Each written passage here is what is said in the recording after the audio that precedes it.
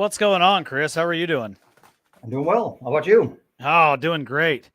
So, good evening, OSS friends. Thank you for joining in to the SITREP.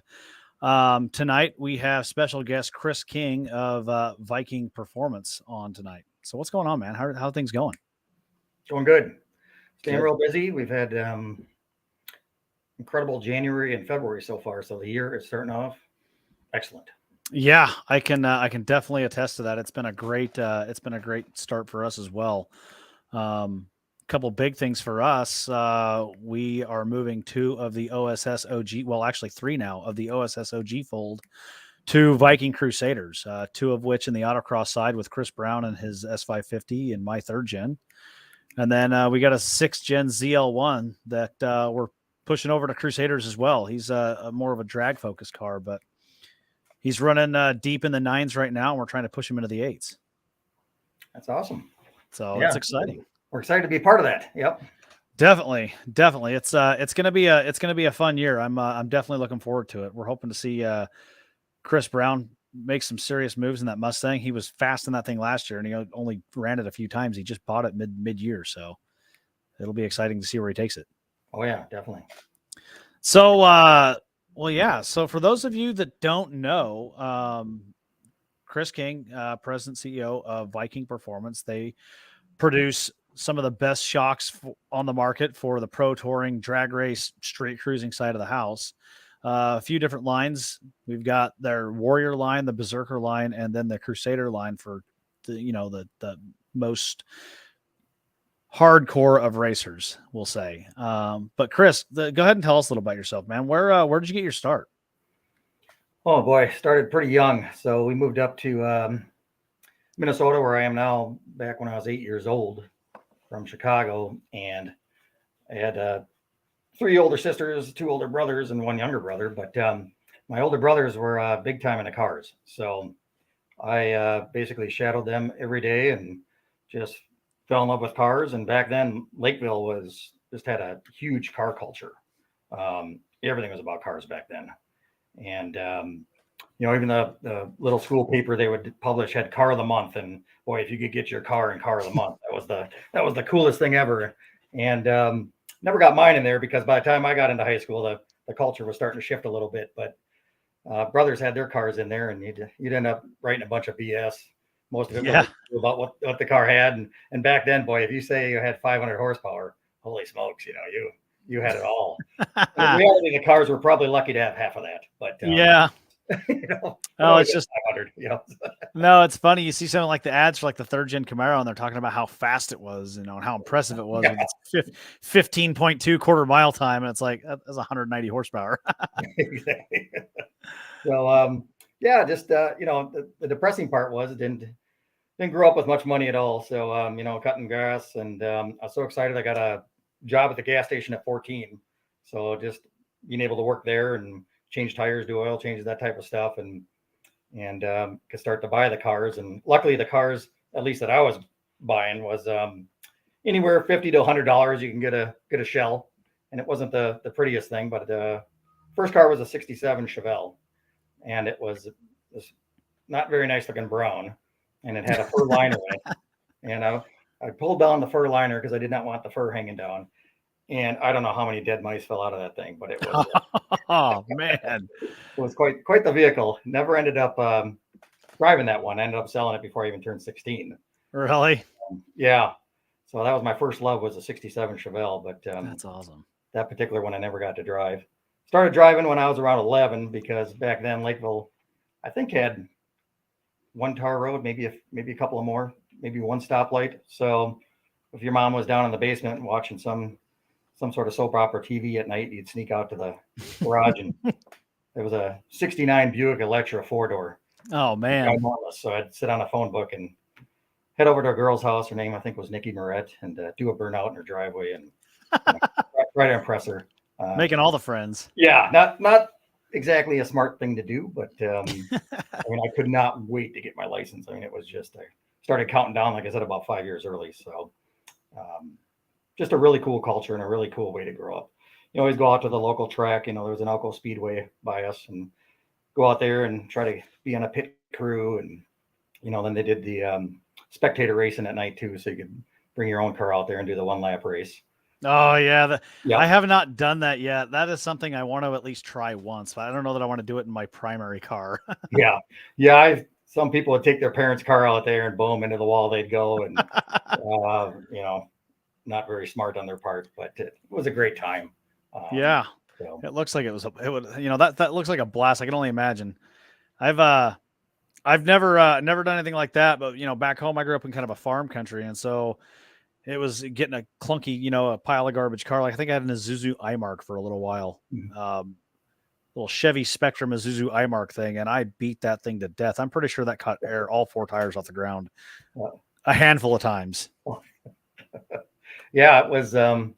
Like I said, you look back now and you go, "Oh boy, I hope my kids never do anything that stupid." But I really wish they could have kind of grown up in that environment, because a little bit different deal now growing up in the car culture versus back when I was young. At least, I'm pretty old now though. So no, I'd say the car culture has changed quite a bit.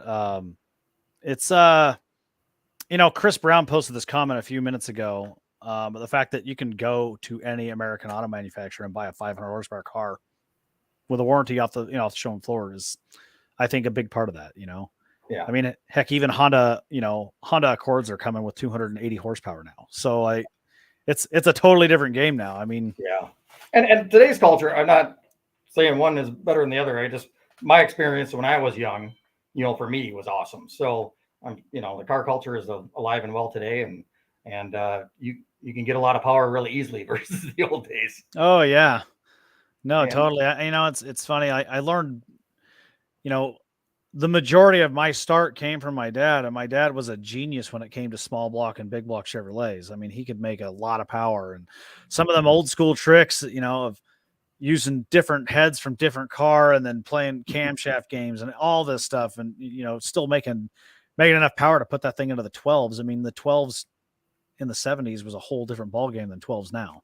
Oh yeah, so definitely awesome. Yeah. So started from a young age. Where did that take you? Post high school into school, college and things like that. Yeah, so my goal was always, to stay in cars, and I was looking at being a mechanic for a long time, and that really interests me. And then I took an accounting course in high school, and for some reason I don't understand today, I just loved it. So I basically they give you these little practice sets where you're doing these companies' books, and I blew through like 3 courses in the time I was halfway done with my first course. I mean, I just a machine on the thing. I went out and bought a little 10 key calculator, and pretty nerdy, I know, but for some reason I liked it. So I thought, well, I'm gonna try the college route and see how that goes. So end up going to college and getting my accounting degree, and ended up getting my CPA, and worked for a big 4 firm, KPMG, and ended up leaving, doing my own thing as a CPA for a while, and ended up at a big, huge $2 billion company doing the regional controller thing. And so I was pretty out of cars then. I was buying nicer, newer cars, because once I could afford them, I'm like, boy, I'm gonna, so bought a Z24. I thought that was pretty cool. Oh yeah, the Z24. Yeah, was it the 5-speed?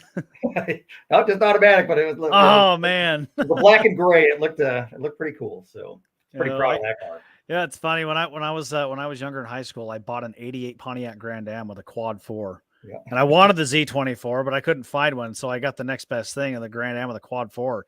Yeah. And for that car, for a little 4-cylinder, it was actually impressive. I mean, it came factory with a tubular header on it and this crazy looking intake manifold, and the thing had run to 7,000 RPMs. I mean, it wasn't fast, but it felt fast. Yeah.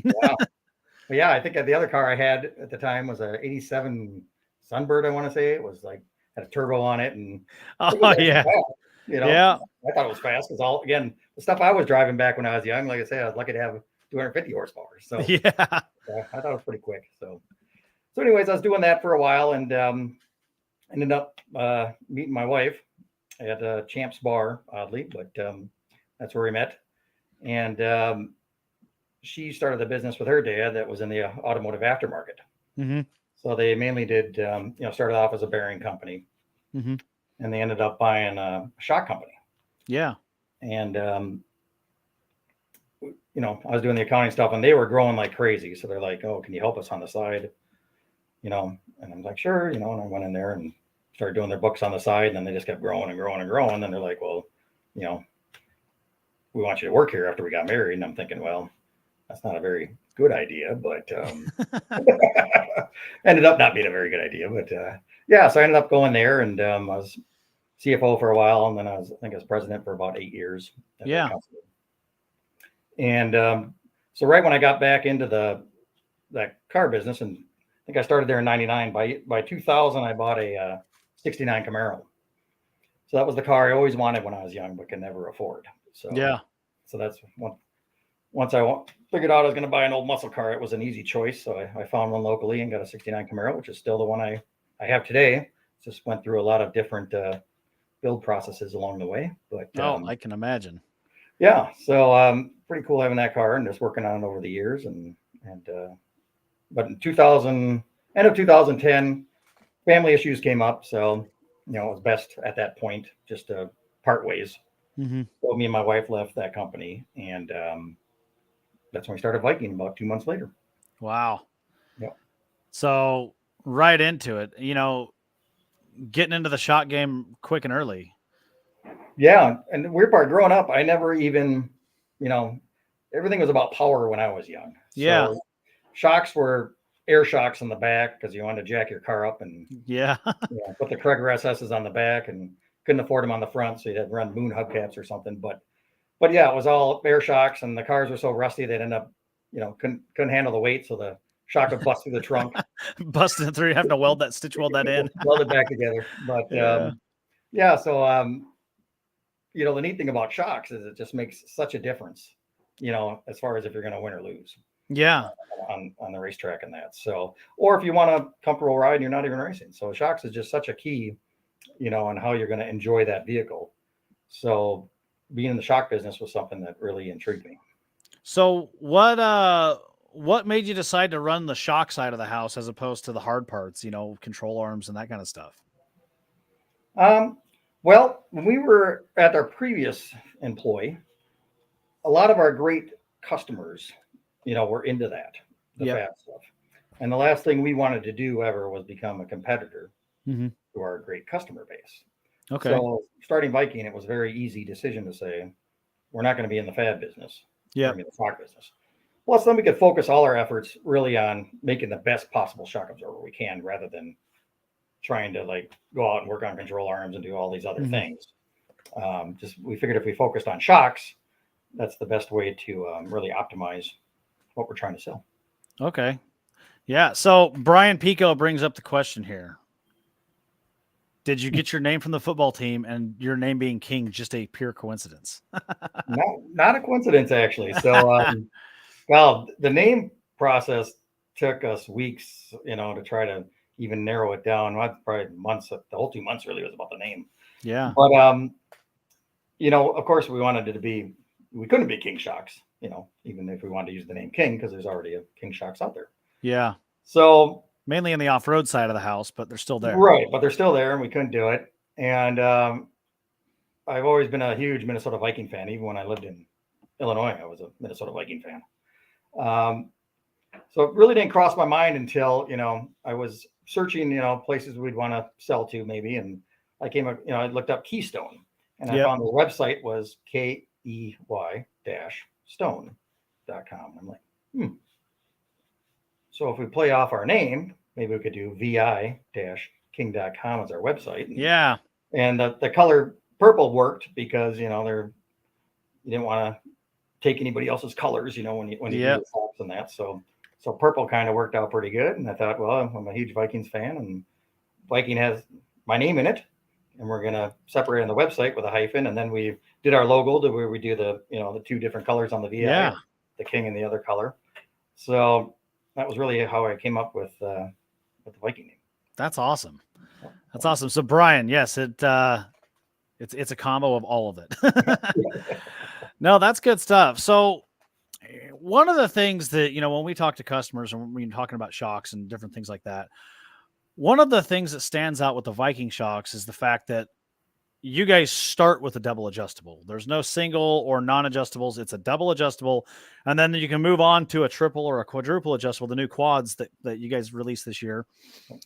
But the big thing is that within that, you guys have got valving appropriate setups for just about anything. Can you kind of go into that a little bit? Yeah, that's actually a great point. When we started Viking, there's a lot of discussion on what markets do we want to cover, what shocks do we want to do, and we didn't want to sit and copycat anybody or try not to. And so we thought, where is there a big shortfall in the market?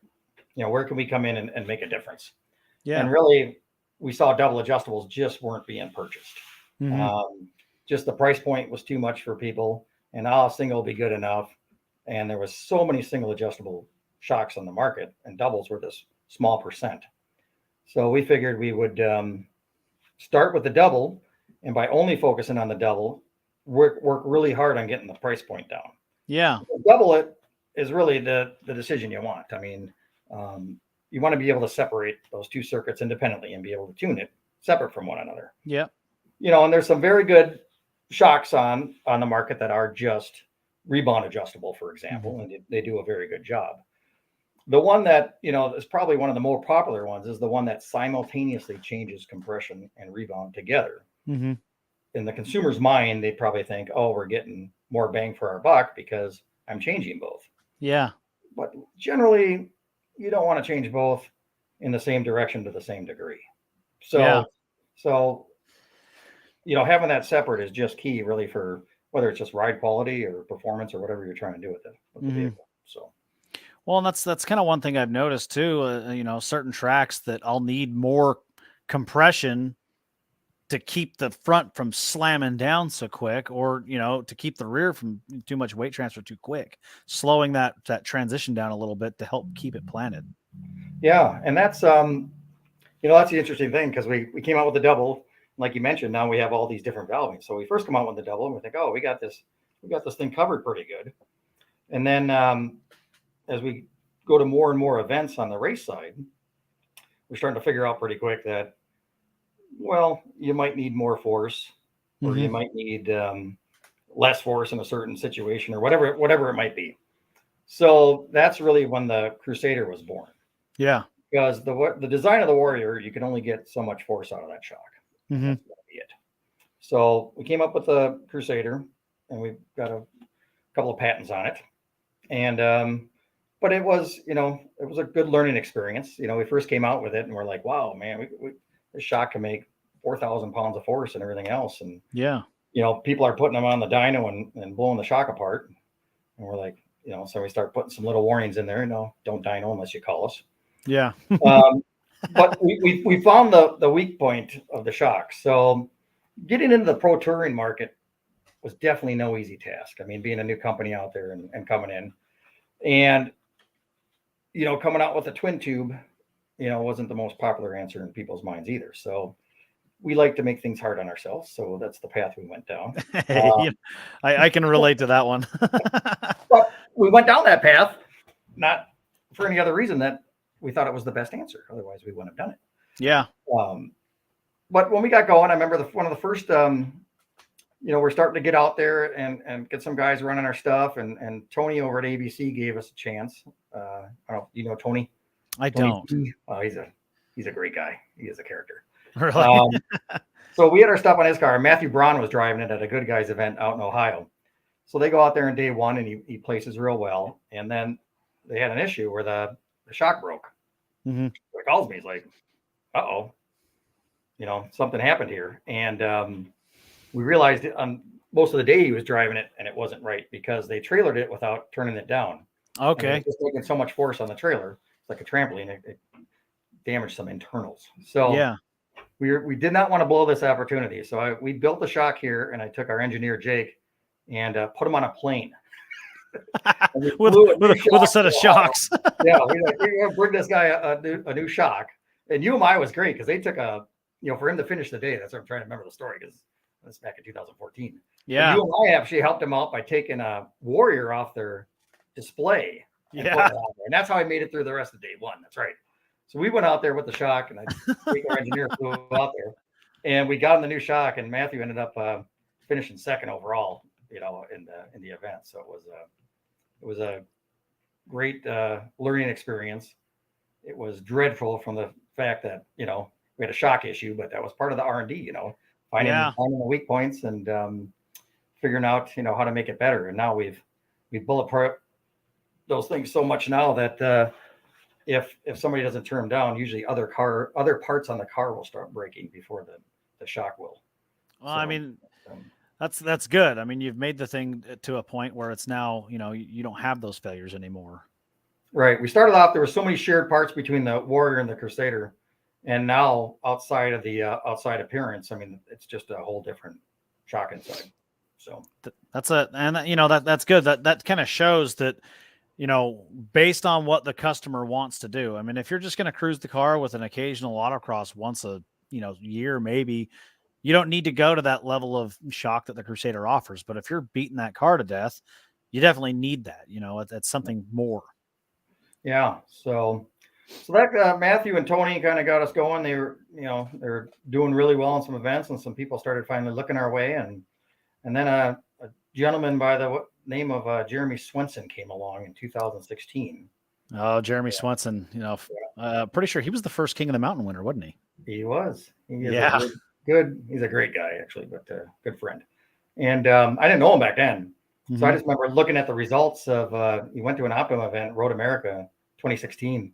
And it's like, geez, I'm looking at all the talented people there. And it's like, man, he got fast time of the day on the road course and finished way up there in autocross. And it's like, holy smokes, he won his way into the event at the end of the year. And I was like, who is this dude? So so I reached out to him, and it's been a great relationship ever since, because he provides invaluable feedback, and he's helped us. Like I said, we've developed things and we want to test things. And when we first came out with our new compression G valving back, I think that was 18 or 19, he ran it at PPIR, and boy, he smoked everybody on the autocross and the hot lap. And it's been a big part of us continuing to develop the shocks. And of course, when we came out the triples, he helped us on a set of those and gave us a bunch of good feedback. And this year he's actually running the quads on the front of his car this year. So is he? What car is he running this year? Is he still running the Vet, or is he running that? Still Vet and GLTC. Yeah. Is he?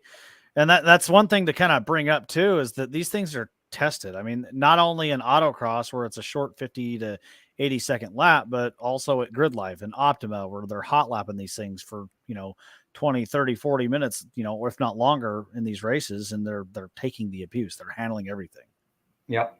Yeah, and that's, like I said, that was one of the big things we had to overcome. It's Bilstein has their famous video, and they used to have their display in SEMA for, I don't know, 50 years, however long they've been around. But they, showing what happens when they take the gas pressure out of a shock, and then you see all the air and the cavitation. Which, what that video proves is, if you have a monotube shock with a floating piston and you take the gas pressure out of it, that shock will not work.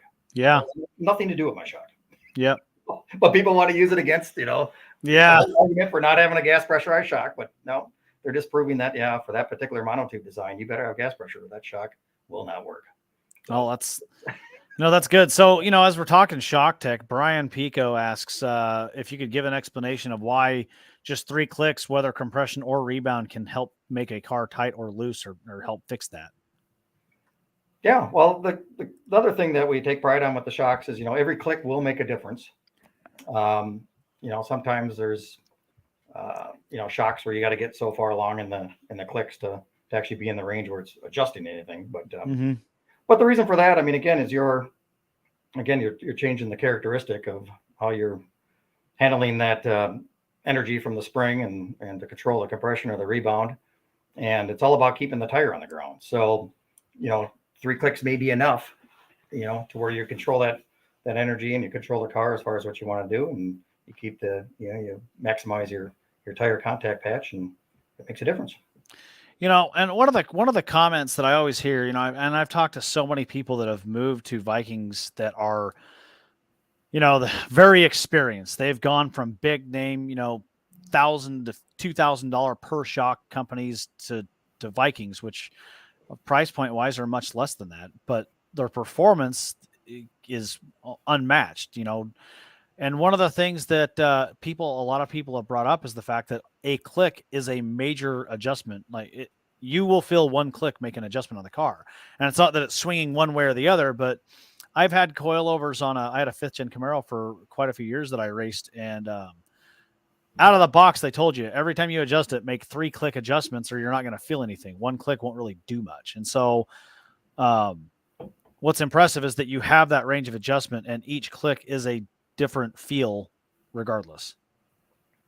Yeah, and that's true, even with all the different valvings we're offering. So if you we should probably do a better job marketing and showing the live dyno, so you can see those clicks and you can see the jumps and how consistent they are. Yeah. I know I get beat up too because we put marketing graphs out on our website rather than real graphs, but we just try to do that for ease of the person looking at them so they understand the force. If I put a real dyno graph out there and I went through every click, my gosh, it'd be one jumbled mess. It'd be a jumbled mess, and I don't think people realize how difficult it is to read some of that data if you're not experienced in that data. Right. So we just try to. I mean, the data is true. It's just in a nice graph format to where you can read it. If you take our shock and you go put it on a dyno and you look at that graph we have published, it's going to make that force we say it's going to make. So yeah, and so Dan Dorff, he asks if you could talk how some manufacturers, not all clicks are equal. Well, and you kind of briefly touched on this a minute ago, where it takes 7 or 8 clicks to get into that shock's range of actual adjustment, whereas your shocks from 1 to 18 or it's one, it is a range that is actually built into it. Can you talk to that a little bit? That is a really great question, and it really comes down to the style of shock and the style of adjuster and what it's doing, because there's a lot of single adjustable shocks in the market that have that sweeper or the adjuster up top on where the needle's going through the piston rod. And a lot of those, if you dyno them, you can be 9 to I see as high as 14 clicks in before it'll start actually changing the graph. And it's just kind of the nature of the beast. I mean, if I made one like that, our shock might do the same thing. So I'm not saying anything negative to any other company. It's kind of the nature of the beast, like I said, when you make those. That's why a lot of companies will say, adjust our shock from full tight. Yep. Because then you skip all that stuff and you get to right where you need to be, which is very good advice. But at the same time, we say we go from full loose, and then sometimes people will say, well, your shock must be not as good or different, because why don't you go from full tight? But on our shock, you can go from full tight or you can go from full loose. It's the same answer. You're going to get the same answer. So it's we just ship them full loose. So that's why we say to adjust from. Well, and I think that's also something that I want to bring up. Tim Gordon mentioned it earlier. Every set of shocks that someone buys from you guys or buys from us, and we set them up. Any set of Vikings that somebody buys, when they receive them, you guys have a full in-depth instructional sheet on not only what shock adjustments can do, and if it's a pro touring setup, it tells you how to correct corner entry or corner exit and how to adjust to get those places, get the car right. And for drag racing, the guidelines talk, hey, if you're blowing the tires out from another car right off the line, adjust here. Or if it's getting loose right at the 60-foot mark, adjust here. And you talk that, and you go into these guidelines and you talk about that stuff. And I think that's something important, that you guys provide that literature to every set of Vikings that you sell. Yes. And we're trying to constantly update those and give better and better advice. And those have been evolving over time, because if we can help that person at the track, being able to make those on the fly adjustments, that's what the shock's for, right? We put all those adjustments in there and we do all this work so people actually adjust them. We just need to do a better job in getting the information. And yes, we have done better and better and better trying to improve those guides. But we got a new one in the works right now. So we're constantly trying to improve those to give people the best information at their fingertips to how to make those adjustments. Because we want people to make those adjustments if necessary and to go the right direction and to do the right thing. So another question. Dan asks again, he asking about spring load. For the Viking kits, there's no real spring load adjustment where it's just a height adjustment. Do you have anything to kind of talk on the spring load piece of it? Yeah, I mean, Yeah, most of our stuff is designed. You could put it together without a spring compressor or anything like that. So that's how we design it. So it's easy for the end user. Now, if you're going to run like a really light spring, Mm-hmm. in a given situation, then yeah, you'd need to obviously come up with a way to compress it and put preload on it before you ever put it on the car. Mm-hmm. And we do some of that. We sell a lot of stuff to the UTV market. Okay. It's kind of getting off track here, but that's No. where you start getting the preload and different things too for that particular market. Okay. But yeah, I mean, it all depends on rate and what you're trying to do. I mean, pro touring market springs you're generally running such a heavy rate, you're never going to have any preload. You're going to Yeah. have the opposite issue where the spring's going to unload Mm-hmm. when you're at full droop, which is why Okay. we offer the pickup spring kit. Okay. Yeah. And for those that may not know, that pickup spring is basically a really thin spring to kind of keep it all together as it droops down and whatnot. Right. Yeah. And people sometimes won't run them. You just have to make sure once you lower the car that it clicks into place. Like you'll hear it once the Yeah. spring goes into the spring clunk, as you're lowering it. But the having the extra spring on there helps, keep everything aligned and everything else. Just makes it easier. So Oh, definitely. So that kind of moves to another question I have. What are your thoughts on the difference between running a true coilover versus running one of your smooth body shocks? So, for instance, let's talk a third gen Camaro. On the front, you're size limited based off how much strut room you have, and a lot of people want to go to a coilover, and I personally don't recommend it unless it's a drag car and you're running a skinny. right. And the reason why, is that those strut towers are not designed to take the weight of the car. They designed it where the springs are inboard on the K member, not on the outside. And when you put all that weight on there, you need to reinforce that somehow because it's not meant for that. The other piece of it's the tire size. The tire, yeah. So but so for instance, on you look at a lot of the new cars, 6th-gen Camaros, the S550 Mustang, the 3rd gens are like this as well. They keep the spring and the shock separate. At what point do you guys make the decision the performance factor is better to do a true coilover setup versus keeping that separate spring shock? we'll always do a coilover if we can. Like I say, if you can get the tire clearance and the mounts will provide for it as far as the weight. Again, when you marry up the spring and the shock, you're putting the same lever on it, so to speak, the same motion ratio then, on the spring and the shock.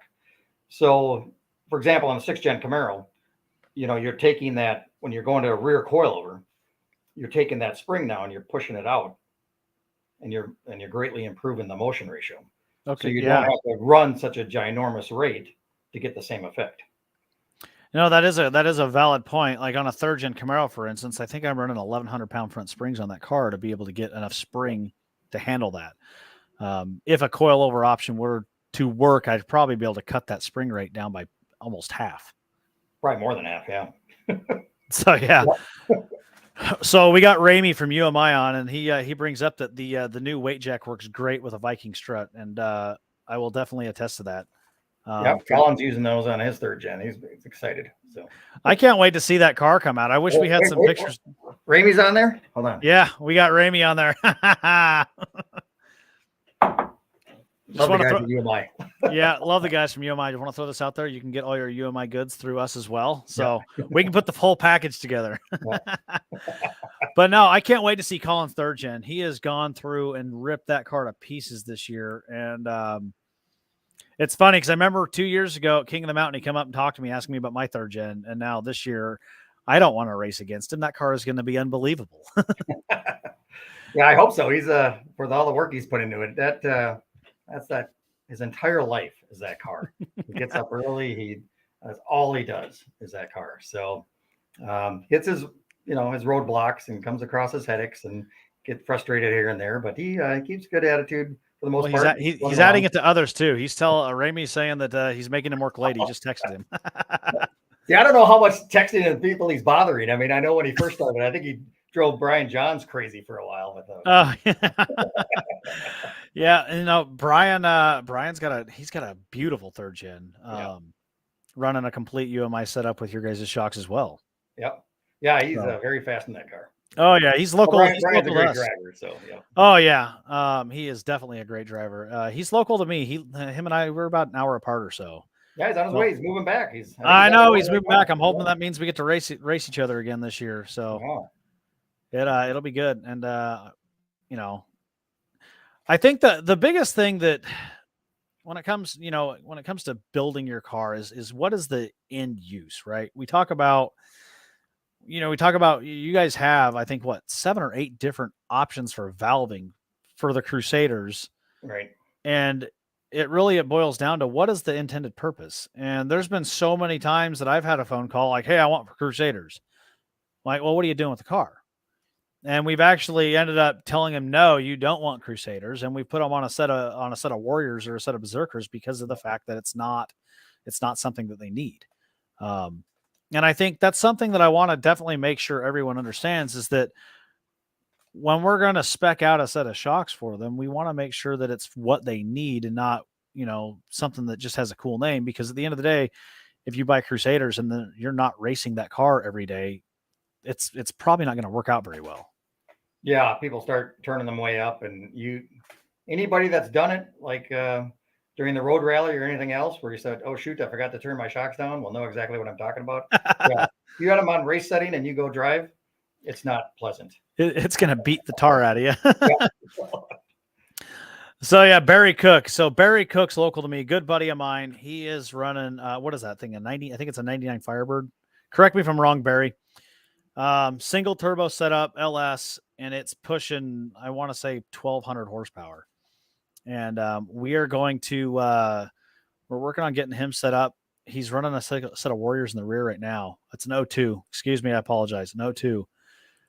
But we're trying to get that thing set up to where he can get that thing down track. Another car that is capable of some really fast runs. I'm pretty sure he's already made it to the 8s in that thing. So that amongst that 6th gen ZL1 that we're getting ready to get down track, it'll be exciting to see what happens this year. We've got a lot of folks that are looking to see some substantial improvements this year in their cars.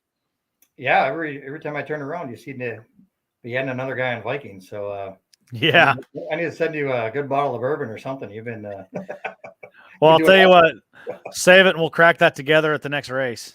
That sounds awesome. Yeah, man. But no, Chris, it's been awesome having you on tonight. Just getting your insight on shocks and what that can do to somebody's car.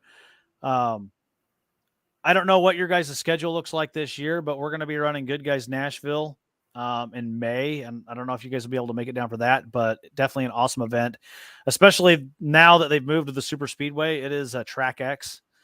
Yeah, I saw it last year. It was looked like I was going through the lights at in 3rd gear at about 90 miles an hour. Yeah. It was incredibly fast. It was a lot of fun. Nearly made the shootout last year. So I'm hoping that we get a little bit of improvement and go into the shootout. I'll end up having to run against somebody like Brian Finch, but that's okay.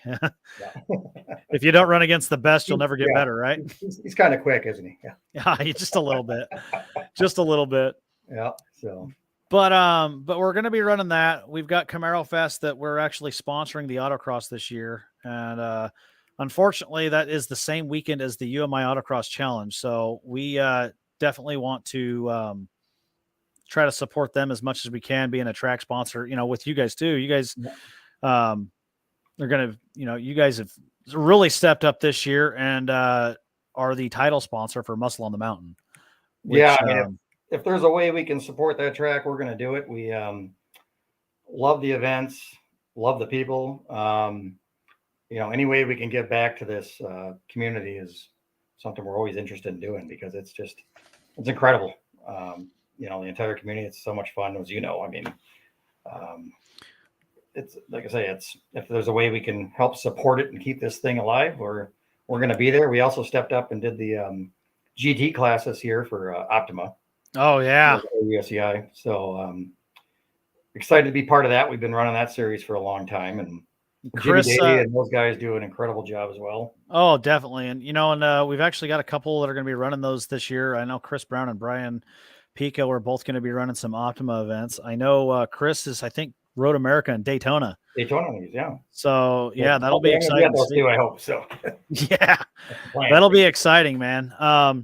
But no, we can definitely relate to that because last year we made the decision to step up and support UMI, support the track and the racing and whatnot and up there. And when it came, I think we got about mid-June, or I think it was the Autocross Challenge.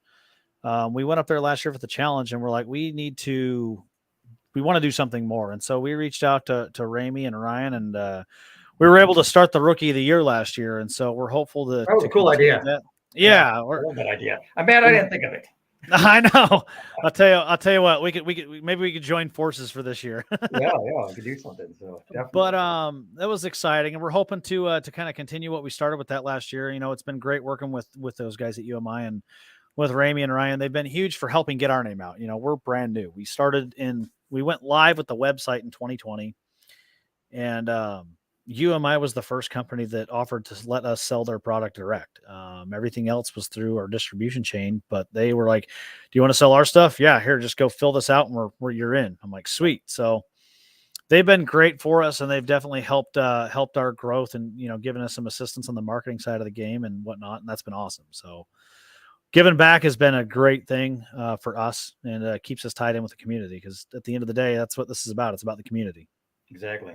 Got to keep it growing and keep it alive. So Yep. And we started our autocross series here for the same purpose. We got Operation Autocross.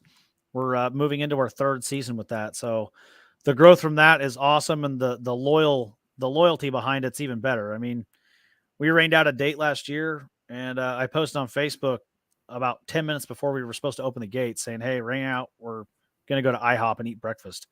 We had 30 some odd people show up to eat breakfast with us. So it's an awesome community that, to be a part of. Yeah, I suppose I should have been reading some of these messages on the site. Oh yeah. You see Ramey post. Yeah. Ramey, my eyes aren't that good to see the messages, but yeah. Yeah, no, definitely. But yeah, definitely, Chris, I appreciate you coming on here tonight, talking shocks with us and everything. And I definitely hope we can link up our race schedules beyond just the UMI events that I know we'll both be in attendance there for. So yeah, I hope so. So yeah, I appreciate you guys having me, and been watching the SITREP, so I'm honored to be on it. So pretty excited. Thank you. Thank you very much. There's JV or anything, but you know what? I'll tell you, I've been watching the numbers as we've been sitting on here, and you were pushing close to Chad's peak numbers. I want to say better looking than me, so that's yeah. I'm just saying, Chad, you might have a rival now with Chris King. He's, maybe we'll get this rivalry going. Maybe we'll just have a monthly competition. Yeah, I like it. Well, the winner. Shout out to JB quick though, because he's come to Viking this year, and we are super excited to work with JB. He is JB is going to be. He holds nothing back. He holds nothing back, and he is incredibly fast. Yeah, so we're looking forward to that partnership. I got to take a sneak peek at the car while they were still working on putting he posted some pictures the other day, but I got to take a sneak peek while they were still getting that C5 rear up underneath there and the quick change and everything else. And I'm like, man, you guys are crazy. That's an incredible amount of fab work. Yeah. I can't believe the changes he's made, but yeah, like I say, he's not afraid to go all in, is he? No, not at all. Not at all. But it'll be a good season. We're excited to have it. And again, thank you, Chris, for coming on. Everybody in Facebook land, thank you for joining us. It's been a great show tonight. And for any of you that are watching, if you need a set of Vikings, give us a call. We will get you set up. We are full on with this, whether it be a Mustang, a Camaro, Firebird, it doesn't matter. We will get you set up and make sure you're running on the right set of shocks for your car. So give us a shout. All right. Again, thanks, Chris. Yeah, thank you. All right. See you guys later.